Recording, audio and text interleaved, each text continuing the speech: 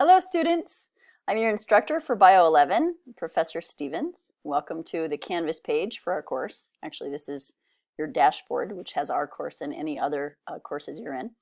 And since this is a hybrid class for us, we'll depend on Canvas to mediate our online interactions. I find it to be a great tool, and I think you will too. But there are a couple pieces that are often overlooked that will help make the experience better. The number one thing that we're going to do today is setting up notifications. Number two is uploading a profile picture. So for number one, to set up notifications, this means getting an alert to your phone or to your email, wherever you want, for things like announcements that I send out, or upcoming due dates, or messages from people in your group, things like that. In order to get those notifications, if you go right up to the little circle, if you have a profile picture, it will be there, and if you don't, we'll talk about how to get one there. You click on Account. That will open up several choices. Now, if you scroll down to Settings right here, that takes you to the page where down, Ways to Contact. On Ways to Contact, you can add your email address right there. Very, very helpful setting.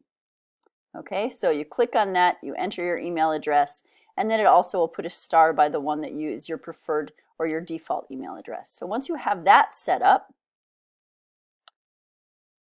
then you go to Notifications. And this is a little bit crazy, but you can see that you can not get anything sent, and for something that's really the best choice, or Notify Me right away. And I will request that you please have announcements. Notify me right away when I send out an announcement. I think that's going to make things work well.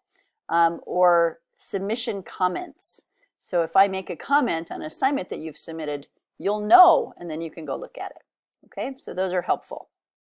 And the next thing is the picture. So go to Settings again.